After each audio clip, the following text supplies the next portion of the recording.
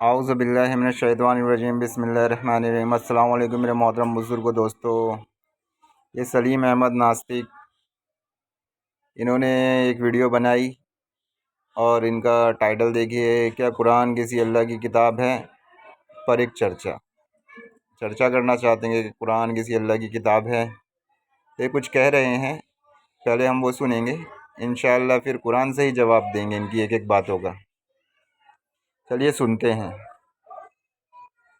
یعنی کہ اتنا جانکار نہیں ہوں، میں اپنی طرف سے بتا رہا ہوں، کیا پتا آپ جانتے بھی ہیں یا نہیں جانتے ہیں کہ بھئی میں قرآن شریف کو کتنا جانتا ہوں، میں نے کتنا پڑھا ہے، کتنی باریکی سے پڑھا ہے، حدیثات وغیرہ یہ میں نے کتنی باریکی سے پڑھے ہیں، یہ مجھے پتا ہے، لیکن میں اس کے اوپر بہت کم بحث کرتا ہوں۔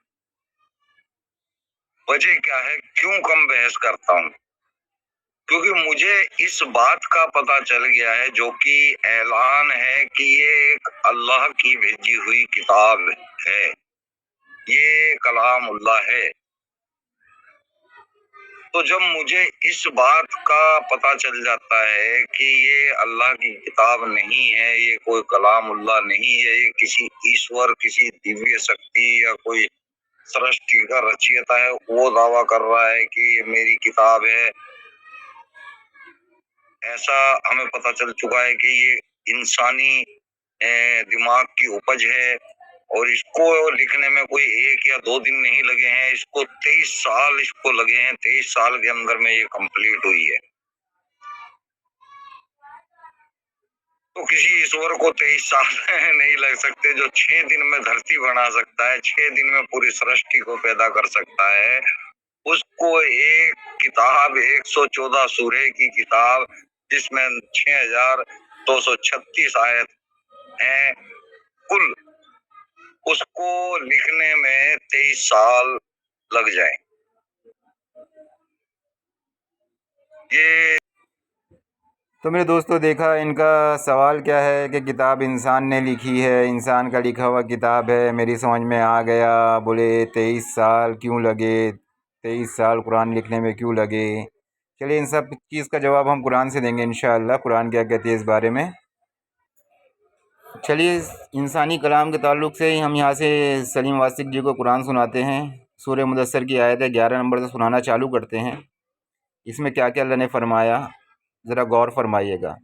اے رسول مجھے اور اس شخص کو چھوڑ دو جس کو میں نے اکیلا پیدا کیا اور اسے بہت سا مال دیا اور نظر کے سامنے رہنے والے بیٹے دیے اور اسے ہر طرح کے سامان میں وصیت دی، پھر اس پر بھی طمع رکھتا ہے کہ میں اور بڑھاؤں، یہ ہرگز نہ ہوگا، یہ میری آیتوں کا دشمن تھا، تو میں عنقریب اسے سخت عذاب میں مبتلا کروں گا۔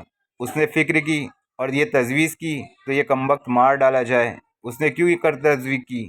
پھر غور کیا، پھر تیوری چڑھائی اور منہ بنا لیا، پھر پیٹ پھیر کر چلا اور اکڑ بیٹھا، پھر کہنے لگا بس یہ جادو ہے جو اگلوں سے چلا آتا ہے، یہ تو بس آدمی کا کلام ہے، مطلب یہ تو بس انسانی کلام ہے، جیسے یہ سلیم واسق کہہ رہا ہے وہ اللہ فرما رہا ہے۔ 14 سال پہلے بھی ایسے لوگ تھے، کوئی نئی بات نہیں ہے جو سلیم واسق جی آج یہ بات کہہ رہے ہیں، یہ تو بس آدمی کا کلام ہے، خدا کا نہیں۔ میں اسے عنقریب جہنم میں جھونک دوں گا، اور تم کیا جانو جہنم کیا ہے، وہ نہ باقی رکھے گی نہ چھوڑے گی، اور بدن کو جلا کر سیاہ کر دے گی۔ اس پہ 19 فرشتے معین ہوں گے، اور ہم نے جہنم کے نگہبان تو بس فرشتوں کو بنایا ہے، اور ان کا یہ شمار بھی کافروں کی آزمائش کے لیے مقرر کیا، تاکہ اہل کتاب فوراً یقین کر لے اور مومنوں کا ایمان اور زیادہ ہو، اور اہل کتاب اور مومن کسی طرح شک نہ کریں۔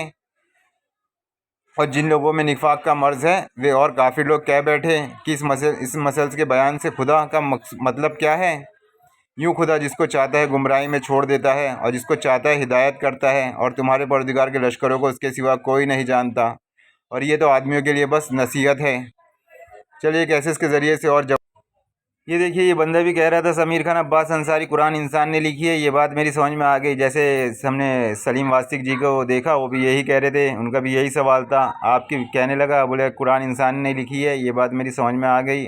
آپ بھی جتنی جلدی آ جائے اتنا اچھا ہے، شکریہ جناب۔ میں نے کہا سمیر تو تم پھر کیوں نہیں لاتے، لکھ کر لاتے ایسا قرآن؟ تو دیکھیے قرآن کیا جواب دیتی ہے۔ کیا یہ لوگ کہتے ہیں کہ پیغمبر نے قرآن خود لکھ لیا ہے؟ بات یہ ہے کہ یہ لوگ ایمان نہیں رکھتے، تو اگر یہ لوگ سچے ہیں تو ایسا ہی کلام بنا تو لائیں۔ کیا یہ لوگ کسی کے پیدا کیے بغیر ہی پیدا ہو گئے ہیں، یا یہی لوگ مخلوقات کے پیدا کرنے والے ہیں، یا انہوں نے سارے آسمان و زمین کو پیدا کیا ہے؟ نہیں، بلکہ یہ لوگ یقین ہی نہیں رکھتے۔ تم کہہ دو کہ اگر ساری دنیا کے جہاں کے آدمی جن اور اس بات پر اکٹھے ہو جائیں کہ اس قرآن جیسا لائیں تو ناممکن اس کے جیسا نہیں لا سکتے، اگرچہ وہ ایک دوسرے کے مددگار ہی ہو۔ اور تم کہو کہ بھلا دیکھو، اگر یہ قرآن خدا کی بارگاہ سے آیا ہو اور پھر تم اس سے انکار کرو تو جو بلے درجے کی مخالفت میں پڑا ہو اس سے بڑھ کر اور کون گمراہ ہو سکتا ہے؟ ہم عنقریب ہی اپنی قدرت کی نشانیاں اطراف عالم میں اور خود ان میں بھی دکھا دیں گے، یہاں تک کہ ان پر ظاہر ہو جائے گا کہ وہی یقیناً حق ہے۔ کیا تمہارا پروردگار اس کے لیے کافی نہیں کہ وہ ہر چیز پر قابو رکھتا ہے؟ دیکھو، یہ لوگ اپنے پروردگار کے روبرو حاضر ہونے سے شک میں پڑے ہیں۔ تو میرے بھائیو، لوگ شک میں کھیل رہے ہیں اللہ کے سامنے حاضر ہونے کے۔ اللہ کیا خوب بیان فرماتا ہے، دیکھو یہ لوگ اپنے پروردگار کے روبرو حاضر ہونے سے شک میں پڑے ہیں۔ سن رکھو، وہ ہر چیز پر حاوی ہے، اور یہ قرآن ایسا نہیں کہ خدا کے سوا کوئی اس کو اپنی طرف سے جھوٹ موٹ بنا ڈالے، بلکہ یہ تو جو کتابیں پہلے سے اس کے سامنے موجود ہے اس کی تصدیق اور انہی کتابوں کی تفصیل ہے۔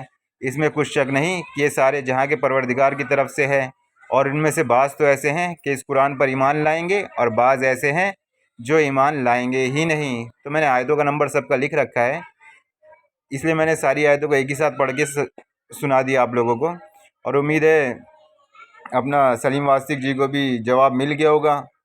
اور رہا ان کا دوسرا سوال کہ اللہ کو 23 سال کیوں لگے قرآن کو نازل کرنے میں، چلیے اس کا بھی جواب دے دیتے ہیں۔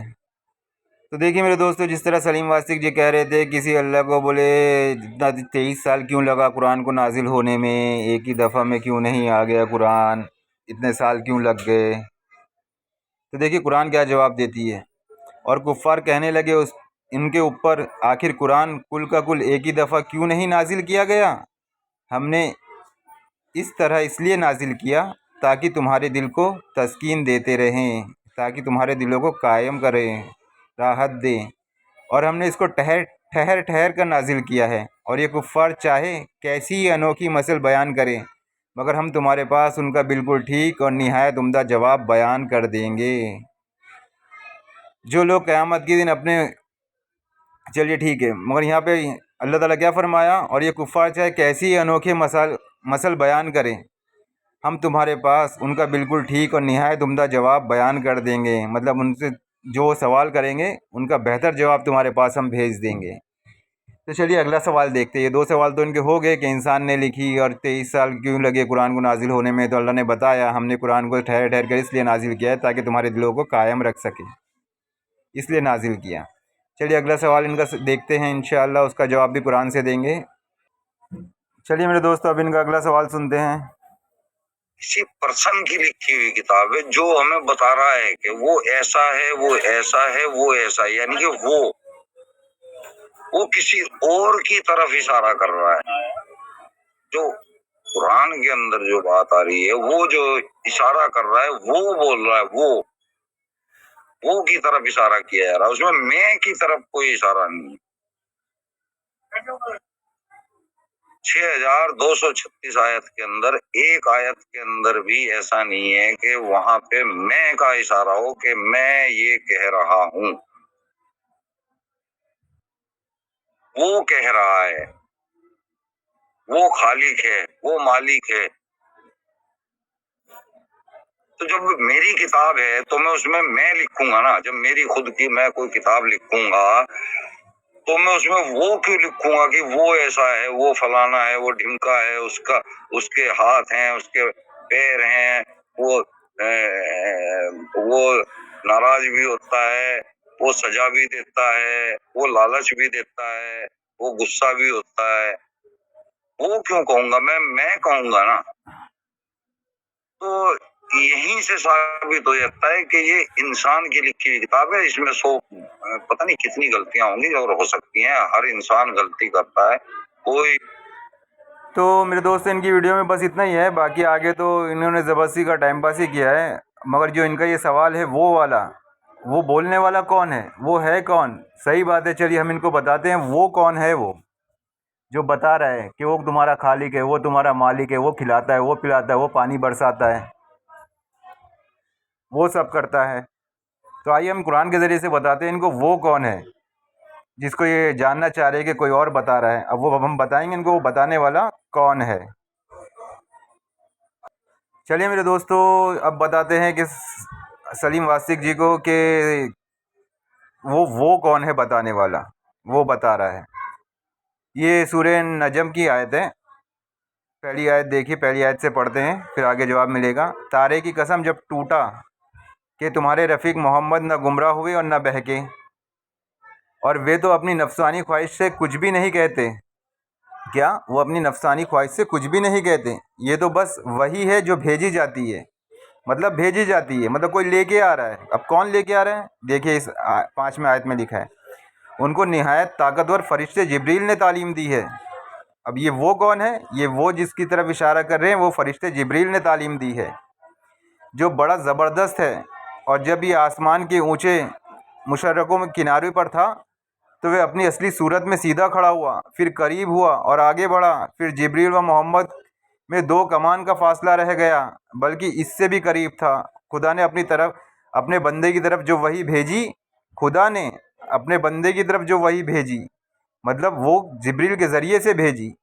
जो इसको ये लोग वो कहते ना, ये सचवाला जी और ये सब जितने भी आ रहे हैं, बोले अल्लाह थर्ड पर्सन है, कुरान में ये है वो है, कि अल्लाह खुद आगे डायरेक्ट बात नहीं कर रहा। तो अल्लाह खुद कुरान में इस चीज़ की तस्दीक कर रहा है, और हर मुसलमान का ईमान है कि अल्लाह मोहम्मद सल्लल्लाहु अलैहि वसल्लम के पास खुद नहीं आया, जिब्रील अलैहिस्सलाम के ज़रिए से वही आई। तो ये बताने वाली आप सल्लल्लाहु अलैहि वसल्लम को जिब्रील अलैहिस्सलाम है। तो देखिए, खुदा ने अपने बंदे की तरफ जो वही भेजी सो भेजी।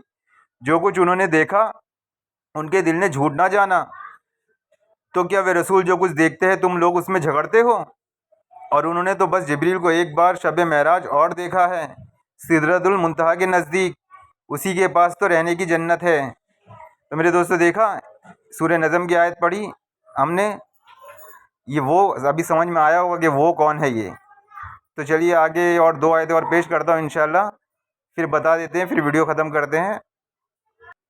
ये देखिए मेरे दोस्तों, सूरह नहल की 102 नंबर आयत में अल्लाह फरमाता है, ए रसूल तुम साफ़ कह दो, क्या साफ़ कह दो कि इस कुरान को तो रूहुल कुद्दूस जिब्रील ने तुम्हारे परवरदिगार की तरफ से नाजिल किया है, ताकि जो लोग ईमान ला चुके हैं उनको साबित कदम रखे, और मुसलमानों के लिए खुशखबरी है। अल्लाह ताला खुद इरशाद फरमा रहे कि कह दो इसको तो रूहुल कुद्दूस जिब्रील ने तुम्हारे परवरदिगार की तरफ से नाजिल किया है, ताकि जो लोग ईमान ला चुके हैं उनको साबित कदम रखे, और मुसलमानों के लिए खुशखबरी है। और फिर सूरह बकरा की आयत में अल्लाह फरमाता है, ए रसूल उन लोगों से कह दो कि जो जिब्रील का दुश्मन है उसका खुदा दुश्मन है, क्योंकि उस फरिश्ते ने तो खुदा के हुक्म से इस कुरान को तुम्हारे दिलों पर डाला है। ये जो वो कहने वाला वो फरिश्ता है अल्लाह का, जिब्रील अलैहिस्सलाम है वो। ए रसूल उन लोगों से कह दो कि जो जिब्रील का दुश्मन है उसका खुदा दुश्मन है, क्योंकि उस फरिश्ते ने तो खुदा के हुक्म से इस कुरान को तुम्हारे दिलों पर डाला है, और वे उनकी किताबों की भी तस्दीक करता है जो पहले नाजिल हो चुकी है, और सब उसके सामने मौजूद है, और ईमानदारों के वास्ते खुशखबरी है। और दूसरी जगह पे कुरान में आयत में अल्लाह ताला भी फरमाता है, सूरह हक्का है, सूरह तकवीर है, उसमें भी फरमाया ये फ़रिश्ते की ज़ुबान का लाया हुआ पैगाम है। तो हम मुसलमानों का किसी का भी ईमान नहीं है कि अल्लाह ने डायरेक्ट आके मोहम्मद सल्लल्लाहु अलैहि वसल्लम से बात की। हम सब मुसलमानों का यही ईमान है कि वही के ज़रिए से, जिब्रील अलैहिस्सलाम के ज़रिए से कुरान नाजिल हुआ। तो ये लोग अपनी बातें बनाते हैं कि ये वो करके सचवाला हो गया, ये हो गए, सब एक ही थैली के चट्टे बट्टे, एक ही तरह की बातें करते हैं, एक ही तरह से सिन के आ जाते हैं। तो उम्मीद है इंशाल्लाह अब इन लोगों को पता चल गया होगा कि ये वो कौन है। ये वो जिब्रील अलैहिस्सलाम है जिन्होंने वही के ज़रिए से कुरान नाजिल करी। और हाँ, कुरान में अल्लाह ताला एक बात और बयान फरमाता है कि किसी इंसान को कुदरत नहीं खुदा उससे बात करे मगर एलाम के ज़रिए से या पर्दे के पीछे से, या कोई फ़रिश्ता भेज दे। एलाम के ज़रिए से, जैसे मूसा अलैहिस्सलाम की माँ से बात किया गया कि अपने बेटे को संदूक में डाल दो, मेरा दुश्मन और उसका दुश्मन उसे उठा लेगा, मूसा अलैहिस्सलाम को। और मूसा अलैहिस्सलाम से जिस तरह आग में आके बात करी एलाम पर्दे के पीछे से, और तूर पहाड़ पे जिस तरह अल्लाह बात करता था मूसा अलैहिस्सलाम से पर्दे के पीछे से, और मोहम्मद सल्लल्लाहु अलैहि वसल्लम के पास जिस तरह वही भेजी जिब्रील अलैहिस्सलाम के ज़रिए से। तो ये वो वाले की बात तो इंशाल्लाह इनकी समझ में आ गई होगी कि ये वो कौन है, और मुझे उम्मीद है इनको जवाब भी मिल गया होगा। और हमारे मुसलमान भाई तो कुरान पढ़ते ही नहीं है, बहुत कम लोग कुरान पढ़ते हैं, और इनकी बातों में बहकावे में आके वे लोग भी कंफ्यूज हो जाते हैं और उनका ईमान डामाडोल होने लगता है। तो जिस तरह मैंने वो कुरान में पहले इंसान वाली बात सचवाला जी सलीम वास्तिक जी को बताया था, इंसान ने लिखी किताब, तो उसमें एक आयत है अपने मुसलमान भाइयों के लिए, इंशाल्लाह मैं उसको वापस पढ़ के सुनाता हूँ, उस पर गौर फिक्र करें।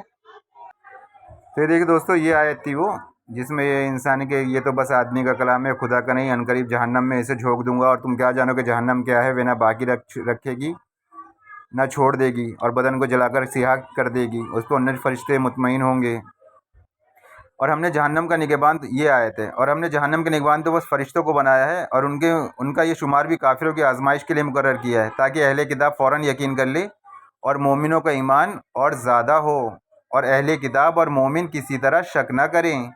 یہاں پہ اللہ تعالیٰ کیا فرما رہا ہے کہ مومنوں کا ایمان اور زیادہ ہو اور اہل کتاب اور مومن کسی طرح شک نہ کریں۔ جن لوگوں کے دلوں میں نفاق کا مرض ہے وہ